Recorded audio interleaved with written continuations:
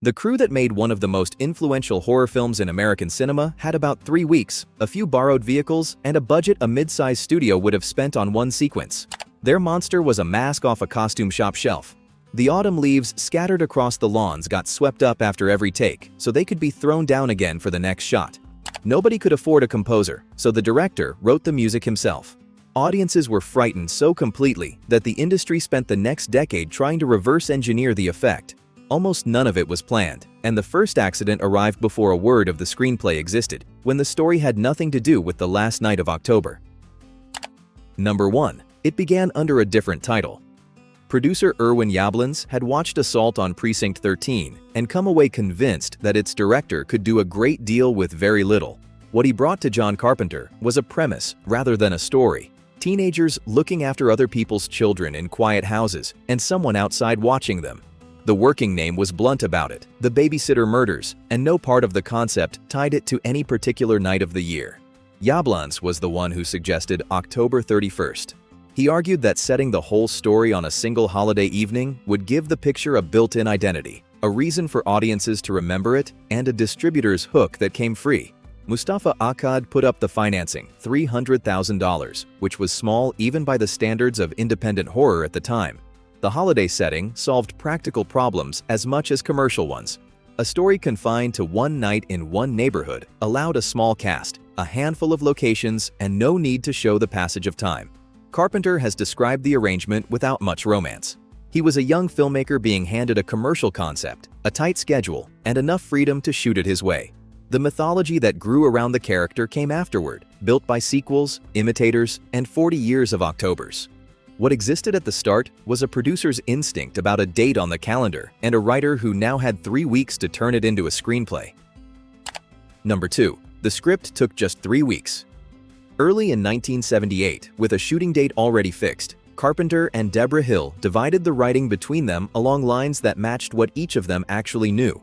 Hill took the teenagers. She had spent years babysitting, so she knew how girls that age talked to each other when no adult was listening.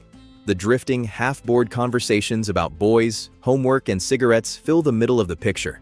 They are the reason the neighborhood feels like a place instead of a set. Carpenter took Dr. Loomis. The doctor's dialogue does something structurally different from everything around it, raising the stakes with language that belongs in a much older kind of horror story. All warnings, doom, and a man who has already seen what everyone else is about to face. The structural plan was simple enough to hold in your head.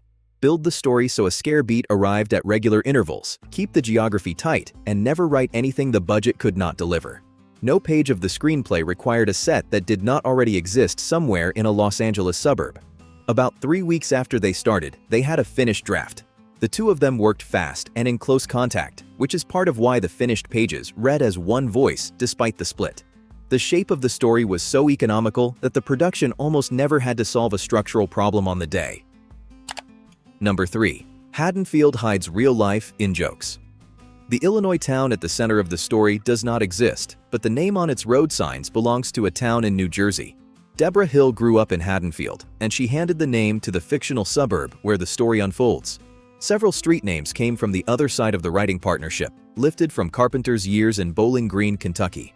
Laurie Strode carried the first name of a woman Carpenter had dated. Michael Myers was named for a British distributor who had helped push Assault on Precinct 13 in front of buyers at Cannes, a favor repaid in the least flattering way imaginable. Tommy Doyle came out of Rear Window, where a character of that name spends the picture refusing to believe what he is being told. None of it was designed to be noticed. Two writers filling in blanks reached for the places they had lived, the people they had known, and the movies they had watched too many times. The borrowing that went furthest sits at the center of the cast list. Dr. Sam Loomis takes his name from the boyfriend in Psycho, which means Janet Leigh's daughter spent an entire picture being chased toward a man named after her mother's co-star. Number 4. The shape was built without a motive. Nick Castle's name does not appear beside Michael Myers in the closing credits. He is billed as The Shape, and the billing was deliberate. Carpenter has said the adult Michael was never meant to work as a character in the usual sense.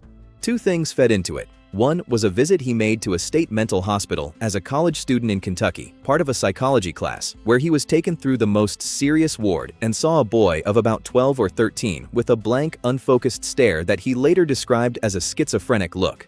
The other was Westworld, specifically the gunslinger Yul Brynner plays in it. A figure that keeps coming, does not negotiate, and cannot be reasoned with, because there is nothing behind the face to reason with. What that produced was a film with no explanation in it. The 1978 picture never says why Michael goes back to that house, why those particular girls, or why that night. Loomis offers a diagnosis of sorts. He is also a frightened man, using the only vocabulary available to him, and the screenplay gives no reason to treat his speeches as the answer. Everything that later arrived to fill the gap, the family connections, the cult, the runes, and the ancient curse, was invented by sequels made years afterward by other people. Strip those away, and the original leaves the question standing exactly where Carpenter left it. Number 5. Carpenter gambled on creative control. On paper, the terms looked poor for a filmmaker 2 pictures into his career. Carpenter agreed to write, direct, and compose the music for a fee of around $10,000, which was modest even in 1978. What he negotiated instead of money was authority. He kept the right to hire his own people, which put Deborah Hill in as producer, Dean Cundey on the camera, and Tommy Lee Wallace on production design. The score stayed his, so did the final say on how the picture was cut and how it ended. For a director that young, working for an independent producer with no studio above him, that combination was unusual, and it is the reason the finished film has no committee fingerprints on it. Nobody made him add a chase. Nobody made him explain the character or shoot an alternate ending in which the threat was tidily resolved and the audience sent home settled. The other half of the deal was a percentage of the profits. Yablans and Akkad were financing a cheap horror picture with no stars, so points on the back end cost them little to hand over. Carpenter took them because there was little else on the table. Nobody expected the release to return more than a few times its cost. The release went on to earn tens of millions of dollars against what it had cost to make. That fee of $10,000 turned into a payday most working directors of the era never saw. Number 6. $300,000 forced guerrilla filmmaking. 21 days. That was the whole shooting schedule, start to finish, for a picture that now sits in the National Film Registry. A budget of $300,000 does not buy departments. It buys a small group of people who each do several jobs, and on this production almost everyone did. Crew members carried their own equipment between setups. The company moved between locations in Pasadena and South Pasadena in a handful of vehicles. A single Winnebago covered the trailers, dressing rooms, production office, plus whatever else a studio picture would have had built for it. There was no second unit waiting to pick up the next setup. Actors changed clothes where they could. When something broke, whoever was standing nearest fixed it. Tommy Lee Wallace is the clearest example of how far that stretched. His credits list production design and art direction. He also scouted locations, cut film alongside Carpenter, dressed sets, and stood in for Michael in shots where Nick Castle was unavailable. A studio would have needed 5 people under contract to cover that list. The economy shows up on screen, though not as cheapness. The houses look like houses because they were houses. Those are real streets, filmed at the hour they actually look like that. What the production could not afford to fake, it simply pointed a camera at. Number 7. Laurie Strode wasn't the first choice. The role that made Jamie Lee Curtis famous was written and cast with somebody else in mind. Annie Lockhart, daughter of June Lockhart, was considered for Laurie before Curtis was ever brought in. Curtis was 19. She had been working in television, on Operation Petticoat, and a run of guest parts, with no feature credit to her name. What the filmmakers saw in the reading was an ability to handle ordinary dialogue as though it were ordinary, which sounds like a low bar until you watch how much of the picture rests on it. Laurie spends long stretches doing very little that is dramatic, walking home, marking a book, sitting in a car, and the tension has to come from the audience believing she is a real girl on a real street rather than a character waiting for a plot to arrive. Deborah Hill saw the commercial angle immediately. Curtis was Janet Leigh's daughter, so every piece of press about the film could reach back to Psycho without the publicity department having to invent a single line. It was a free line of connection between a cheap, independent horror release and one of the most famous suspense films ever made. Both instincts were right. The picture worked as a marketing story, it worked as a performance, and Curtis carried enough of it to build a career in a genre that had barely offered one before. Number 8. California had to fake an Illinois fall. The sidewalks in South Pasadena were warm enough that spring for the crew to work in shirt sleeves while the cast sweated through sweaters and corduroy jackets. On screen, it was supposed to be the end of October in the Midwest. Every visual marker of autumn had to be manufactured. Pumpkins are a seasonal crop, and in a Southern California spring, there were almost none to buy. The production tracked down what it could, then moved the same ones from porch to porch between setups. A pumpkin that sat on one porch in the morning was 2 streets away by the afternoon.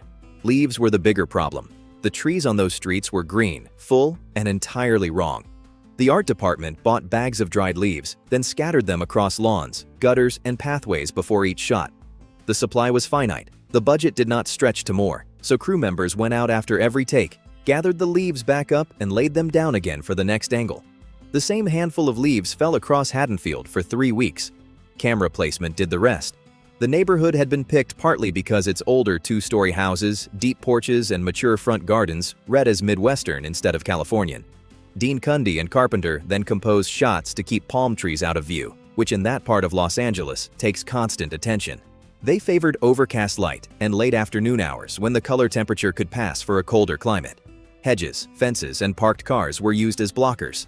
The illusion holds well enough that most viewers have never questioned the geography, which is a strange thing to say about a movie whose entire premise depends on the season. It does not hold perfectly. Palms are visible in a handful of shots if you know where to look, and the grass across the neighborhood is greener than any Illinois lawn has any business being on the 31st of October. Number 9. Jamie Lee acted by a fear meter. Nothing in the picture was filmed in the order the audience sees it. Laurie's terror climbed steadily across the last 40 minutes, but the takes that built that climb were recorded weeks apart, out of sequence, often on days when the scenes on either side of them did not yet exist. That left Curtis with a problem no amount of preparation solves. She had no way of judging how frightened she was supposed to look in any given take, because the shot before it and the shot after it had not been filmed. Carpenter's solution was a scale. He gave her a numbered range, 1 to 10, and before a take, he would tell her where on that range the moment sat. A low number was unease, a glance over the shoulder, the kind of worry she would never say out loud. A high number was the far end of it, the closet, the screaming. Curtis then worked backward from the number. Breathing rate, how tightly she held her shoulders, how much her voice broke, how wide the eyes went. All of it was calibrated to a number called out seconds earlier. What reads on screen as an unbroken slide into panic was assembled from fragments, each one set to a level by a director standing off camera. The performance that made her a horror lead for the next 4 decades was built to a set of numbers called out on the day. Number 10. P.J. Soles was cast because of Carrie. Carpenter had already seen P.J. Soles do most of the job before he ever met her. She had played Norma Watson in Carrie, the loud one in the baseball cap, and she had turned up in The Boy in the Plastic Bubble the same year. What he wanted from Linda was energy that felt unforced. Teenagers in horror pictures of that era tended to be written as types and played as types, but Soles had a loose, chatty quality that read as a real 17-year-old rather than an actress doing 17. Her line readings run over each other. She interrupts, repeats herself, and drifts off mid-sentence in a way that sounds unscripted. That quality is difficult to fake and close to impossible to direct into a performer who does not already have it. The casting also does structural work. Linda is the counterweight to Laurie. One of them is out in the open, unbothered, treating the evening as an opportunity, while the other is careful, watchful, and half convinced something is wrong. That contrast carries a lot of the quiet work in the middle of the film, because Laurie's caution only registers as caution when there is somebody beside her who has none. The part was small, and the shoot was short. Linda has outlasted almost everything else Soles did in the period, and the reason shows up in her first scene. She is the only person on that street behaving as though the day is entirely ordinary. Number 11. Loomis was rejected by horror legends. 2 of the most recognizable faces in British genre cinema turned the part down before it reached the man who ended up defining it. Peter Cushing was offered Dr. Loomis first. His agent passed, largely over the fee. Christopher Lee was approached next, and the answer was the same. Donald Pleasence took it. His daughter had liked Assault on Precinct 13, particularly the music, and told him the young director was worth working with. That is the version Carpenter has told for years, and it is worth sitting with for a moment because it means the entire tone of the film turned on a piece of family advice about a low-budget siege picture almost no one had seen. I find that genuinely unsettling to think about. Loomis is the only voice in the story that tells the audience how to be afraid. The whole character rests on Pleasence's particular delivery, that clipped, slightly frayed urgency of a man who has run out of professional composure. Cushing would have brought gravity to it. Lee would have brought grandeur. What Pleasence brings is the sound of somebody who is badly frightened and cannot get anyone to listen. He shot the entire role in about 5 days. Christopher Lee later called turning it down the biggest mistake of his career. Number 12. A $1.98 Kirk mask became Michael. Burt Wheeler's costume shop on Hollywood Boulevard kept its rubber faces racked along a wall near the back, rows of them, most intended for parties. Tommy Lee Wallace walked in with a tiny budget and a vague brief. Find something for the killer to wear that would not look like a monster. He came out with 2 candidates. One was a clown face, which tied back to the 1963 sequence where the child wears a clown costume. The other was a Captain Kirk mask, a William Shatner likeness sold as a novelty item, priced at about $1.98. Wallace tried both. The clown was too specific, too much of a joke, and it carried associations the story did not want. The Shatner face got taken apart. Wallace opened up the eye holes so they read as empty sockets from a distance rather than as somebody looking out. He teased and reshaped the hair. Then he sprayed the whole thing a flat, chalky off-white, killing the flesh tone that had made it recognizable, and by the time he finished, there was nothing left of the actor underneath. What remained was a face with human proportions and no human information in it. That was precisely what Carpenter and Hill had asked for. They wanted something an audience would read as a person, right up until the moment it failed to react like one. 2 details matter more than they look. The blank white surface catches light in a way a detailed mask never can, which becomes important in the final act of the picture. The mask was also never intended to become an icon. It was a prop solution costing less than $2, bought because there was no money to build one. A rubber novelty face priced at about the same as a sandwich is now one of the most valuable objects in horror cinema, with original pieces from the production changing hands for 6-figure sums. Number 13. Laurie's wardrobe cost about $100. The costume budget was small enough that most of the cast turned up in their own clothes. Nancy Loomis has said she wore things out of her own closet. For Laurie, the production went to a JCPenney and spent somewhere around $100 on the lot. The shirt, the skirt, the sweater, the shoes. That was the entire look for the character who carries the story. What the money bought by accident was characterization. Laurie dresses like a girl who is not thinking about how she looks. The clothes are plain, slightly old-fashioned and cut to disappear, which sets her apart from Linda's brighter, tighter, more deliberate outfits without a single line of dialogue having to point it out. The same accident works on the town. Haddonfield reads as a real working suburb, partly because nobody in it looks styled. There are no fashion statements on those sidewalks, no costume department flourishes, just the sort of clothes people actually owned in 1978. The shoes came off the rack with everything else. A production with money would almost certainly have spent it here, and the film would have been slightly worse for it. Number 14. 7 people created Michael Myers. Just walk is roughly how Nick Castle has summarized the direction Carpenter gave him for the part. Castle was not an actor. He was a USC Film School friend of Carpenter's who had come by the set because he wanted to watch a shoot, and he ended up wearing the mask for about $25 a day. The lack of training turned out to be the point. Carpenter did not want a performance under that face. He wanted a body that moved without intention, at a steady pace, with none of the small physical signals a trained actor uses to communicate what a character is feeling. Castle's walk has no urgency in it at all, which is why it works. He was not the only person under the mask. Will Sandon played the child in the 1963 opening. Tony Moran shot the brief unmasked reveal near the end, on screen for a matter of seconds. Wallace stood in when Castle was not available. Other crew members and stunt performers covered specific inserts, hands reaching into frame, a body falling, a figure crossing a doorway at distance. The presence the audience remembers as one relentless figure was pieced together from several different bodies, none of whom was primarily an actor, and the most recognizable of them was there because he wanted to hang around a film set. Number 15. The opening scene was shot last. By the time cameras rolled on the 1963 prologue, the rest of the picture already existed in an editing room. The 4 minutes that introduced the audience to Michael Myers were the closing piece of production work on the schedule. Part of that was practical.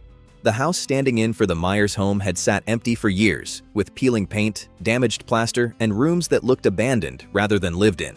Making it read as a normal family home in 1963 took cleaning, painting, and dressing, which 8 times the production did not have earlier in the schedule. The bigger challenge was the camera move itself. That long, unbroken point-of-view shot goes in through a window, across a kitchen, up a staircase, into a bedroom, and back out to the street. It was executed with a Panaglide, a stabilized rig that had only recently become available. Every light had to be repositioned as the operator moved. Crew members cleared out of rooms seconds before the camera entered them and pressed themselves flat against walls just out of frame. A single mistake anywhere in the move meant resetting the house and starting over. One element was not achieved on the day at all: the dark border that closes in around the frame. The suggestion that the audience is watching through eye holes was added afterward as an optical effect rather than filmed through an actual mask. The sequence that convinced audiences they were inside the character's head was finished in a laboratory after everyone had gone home. Number 16. Crew vehicles secretly became props. The caterer's truck is in the movie. It appears on screen as the Phelps Auto Service vehicle, redressed with a sign and pointed at the camera, because renting a period-appropriate work truck would have cost more than the production could spare. The pale Cadillac that turns up in Haddonfield belonged to Carpenter himself, an older model he was driving at the time. Station wagons parked along those streets were the ones people had arrived in that morning. The Winnebago that housed the production office and doubled as a changing space sat just out of frame for most of the shoot. None of this was hidden from anyone. There was simply no line in the budget separating what the company owned from what the fictional town needed. The effect on screen is peculiar and useful. Haddonfield is populated by objects that look used, dented, and dusty in the way everyday suburban vehicles are, because that is exactly what they were. A production designer buying the same look would have had to age everything artificially. This company just parked its own cars where the camera could see them, which mattered more than it sounds, because the camera in this picture spends a great deal of its time looking at things in the distance. Number 17. Empty frames became the real scare. Dean Cundy shot the suburban material wide, keeping a hedge or a parked car close to the lens, with much of the image given over to lawn, sidewalk, and open street. There is more space in those shots than a horror film normally allows. That space is the mechanism. Once an audience has seen a figure appear at the edge of a composition, standing behind a hedge in the background, half visible through a doorway, it starts checking the whole frame. Every subsequent wide shot becomes an inspection. Viewers scan the shrubbery, the windows, the gap between houses, and the picture does not have to put anything there for the scanning to do its work. Some of those shots are occupied, many are not. The film never tells you which. The Panaglide extends the same idea into movement. Rather than cut rapidly between angles to generate tension, the camera glides along sidewalks, into rooms, around corners at walking pace, leaving the audience an unbroken view and plenty of time to worry about what might enter it. No information is being withheld by editing. The threat, when it appears in plain sight. Then there is the vanishing. Michael stands beside a hedge, Laurie looks away, and when the shot comes back, he is gone. There is no cut to explain it, no sound to mark it. Whether the audience is meant to read that as a man moving quickly or as something that does not obey ordinary rules is a question the original never settles. Number 18. Crew families became Haddonfield extras. "We just got our own kids" is roughly how Carpenter has described solving one of the production's more visible problems. Halloween night in a suburban town means children out on the sidewalks in numbers, and there were a great many shots across several evenings of exterior work that needed them. Hiring background performers of that age involves agents, guardians, permits, and a per-day rate for every child in the frame. On a picture with this budget, none of that was available, so the company asked around. People working on the film brought their own children in. Local families in Pasadena and South Pasadena lent theirs. Costumes were whatever the kids already owned, or whatever could be assembled from a bedsheet. No child was blocked, choreographed, or given a direction beyond a general instruction to go trick-or-treating. The results are visible in the finished picture, and they are better than a hired background cast would have delivered. The children move in loose, uneven clumps. Some run ahead, some stop for no reason. A few glance at the camera the way real children do when something unusual is happening on their street. There is none of the tidy, evenly spaced movement that professional background work produces, because none of them were thinking about the shot. The same street, an hour of screen time later, would be lit for something else entirely. Number 19. Michael emerged from darkness. Laurie sits slumped in an upstairs hallway with her back to an open doorway, and behind her, the room is simply black. Then a pale shape begins to resolve out of that blackness, slow and low in the frame, until the mask is fully visible. The audience realizes it has been staring at a face for several seconds. The effect was achieved with lighting alone. Dean Cundey lit the doorway so precisely that the only thing capable of catching light in that space was the chalky off-white surface Tommy Lee Wallace had sprayed onto a rubber novelty face months earlier. A detailed mask with flesh tones and shadowed contours would have been swallowed by the dark. The flat white one picks up the smallest amount of spill and returns it. Cundey and Carpenter timed the reveal so the face arrives before the body. The shot hands the viewer information Laurie does not have, and for a stretch of screen time, the audience is watching her fail to notice. It costs nothing beyond patience with a lighting setup. It has been imitated for decades by productions with budgets 100 times larger, and the version that still works best costs nothing but time. Number 20. Carpenter hit a voice cameo. There is a performance in the picture that nobody sees. Annie's boyfriend Paul exists entirely as a voice on the other end of a telephone, and that voice is the director's. The role is uncredited and easy to miss on any number of viewings. Paul never appears. He has no scene, no reaction shot, nothing that marks him out as anything other than a plot function for getting Annie out of the house. The conversation plays as the sort of half-distracted teenage phone call that fills the middle of the film, which is exactly why the cameo goes unnoticed. Nothing in the writing or the delivery draws attention to it. What I keep coming back to is the sheer number of jobs one person was doing on this production. Carpenter wrote it with Hill, directed it, composed the score, performed it himself, then stood at a microphone supplying a throwaway teenage boyfriend because nobody else was around to do it. That is what a 21-day schedule does to a director. Every gap gets filled by whoever is already in the room. He has never made much of it. In a filmography with several deliberate on-screen appearances, this one has stayed almost entirely in the background, which suits a part that was only ever a telephone. Number 21. Carpenter chose tension over gore. "We wanted it to be like a Jack-in-the-Box," Deborah Hill said of the effect she and Carpenter were after. The comparison is precise about the mechanism. A Jack-in-the-Box works on delay. The audience knows something is coming, does not know exactly when, and the waiting does most of the damage before the lid ever opens. Applied to a film, that meant building scares out of anticipation and timing instead of out of what the camera was willing to show. Count what is on screen. There is very little blood in the 1978 picture. The killings are brief, mostly obscured, and several of them happen at the edge of the frame or behind an object. One of the most disturbing moments is a body pinned to a wall in a dim room, held in a wide shot, with the camera never moving in for detail. The film shows aftermath and skips process. It trusts the audience to do the rest of the work, and audiences reliably do, filling in far more than they were given. The reputation that followed does not match the content. What came afterward, the sequels, the imitators, a decade of increasingly graphic slasher pictures, attached itself to this title and colored people's memory of it. Viewers who return to the original after years away are often surprised by how restrained it is. That restraint is what allowed it to play widely, get reviewed seriously, and reach an audience far beyond horror regulars. Number 22. The entire score took 3 days. An early cut of the picture was shown to a young executive without any music on it, and she was not frightened at all. Carpenter has told the story many times since, usually as the moment he understood what was missing.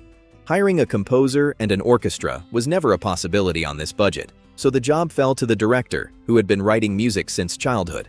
The recording took about 3 days in a Los Angeles studio, with Dan Wyman handling the technical side of the synthesizers, which in 1978 involved patching analog instruments by hand for every sound. The main theme is built on a piano figure in 5/4, an unusual time signature for popular music, and the reason the theme feels slightly off balance no matter how familiar it becomes. Carpenter has traced that rhythm back to his father, a music professor who taught him a pattern in 5 on bongos when he was a boy. The soundtrack credit reads the Bowling Green Philharmonic, which was a joke. There was no orchestra, only Carpenter, Wyman, and a small room full of keyboards. The Coupe de Villes, a band made up of Carpenter, Nick Castle, and Tommy Lee Wallace, also turn up on the record. Understanding why the music mattered so much means understanding what the film does without it. The picture is quiet. Long stretches carry no dialogue and no action, only a camera moving through ordinary spaces where nothing is happening. In a conventional thriller, an orchestra would tell the audience how to feel about those spaces. What Carpenter wrote was a repeating figure that arrives before the threat does, so the sound becomes the warning system. By the second half, the audience is reacting to the piano before it has seen anything. Very few horror scores of the period worked that way. Most were written to underline what was already on screen. Carpenter rescreened the cut with the music in place. The executive was frightened this time. 3 days of work at a synthesizer had done what 3 weeks of shooting could not do on its own, and the theme went on to become one of the few pieces of film music most people can hum without ever having seen the picture it came from. Number 23. NBC created a strange extended cut. Anyone who watched the picture on American television in the early 80s saw material that does not exist in the theatrical version. For years, viewers who remembered those scenes were told they had imagined them. The explanation begins with a broadcast slot. NBC bought the television rights and scheduled the film for the end of October 1981, timed against the theatrical run of Halloween 2. Television standards required cuts to several moments, and once those were removed, the running time no longer filled a 2-hour slot with commercials. The network was short of screen time. Carpenter was already shooting the sequel, with much of the same cast available, so he filmed about 12 minutes of additional material during that production. Most of it is Loomis at Smith's Grove, arguing with hospital administrators about the danger the patient represents, which fleshes out the character's frustration in the years before the escape. There is also an extra scene between Laurie and Linda. Jamie Lee Curtis had cut her hair short since 1978, so the sequence was staged with her hair wrapped in a towel to hide the difference. None of this was part of the 1978 plan. The scenes were written and shot 3 years later for a network's clock, by people solving a scheduling problem. An entire generation of American viewers met the story for the first time in a version carrying 12 minutes the director had shot on a different movie's schedule. Number 24. The film became a preserved landmark. The trade press in 1978 treated the release as a modest independent horror picture with unusually good word of mouth. 28 years later, the Library of Congress selected it for the National Film Registry, a list reserved for works judged culturally, historically, or aesthetically significant to the United States. The claim made for the picture is often overstated, so the specifics matter. The Silent Stalker had been in cinema since at least Peeping Tom and Psycho. Subjective camera was not new either. The holiday set Killing Spree had been done 4 years earlier by Black Christmas. What this production did was assemble a set of tools into a form that was cheap to copy, then prove to the industry that the form made money. An attacker with no face or dialogue, a camera that puts the viewer in an uncomfortable position, suspense sustained across everyday suburban streets rather than a gothic setting, a young woman who survives by fighting instead of being rescued, and a minimal musical signal that works as a warning. Each of those existed somewhere before 1978. After 1978, they arrived as a package, and for the next decade, a great many productions copied the package without understanding why any individual piece worked. The distance between those two facts is the interesting part. A production financed for around $300,000, shot in 3 weeks by people carrying their own equipment, is now a protected part of American film history, sitting on a list alongside Citizen Kane and Casablanca. Preservation status carries no money with it and no plaque on a building. What it carries is the judgment of a national institution that this particular cheap independent thriller belongs in the permanent record. Registry selection measures whether a work matters enough to the country's cultural record to be preserved. No part of the way this one was made suggested it would ever be considered in those terms, and the people who made it were, by their own accounts, hoping mainly that it would earn back what it cost. Number 25. The TV movies hit a future clue. A picture playing on the television set in the Doyle living room would not look significant to anyone until 1982. While Laurie sits with Tommy and Lindsay, waiting out an evening that is about to go badly wrong, the set behind them is running The Thing from Another World, the 1951 story of a research team trapped with something that should not exist. 4 years after this film's release, Carpenter directed his own version of it. Forbidden Planet turns up on the same set later in the evening, which points at the same place. A director raised on 1950s science fiction who put the movies that shaped him into the background of his own. The programming is doing practical work as well. Those old titles give the house a flickering light source and a low murmur of sound. They establish an ordinary evening in front of the television that the rest of the night will take apart.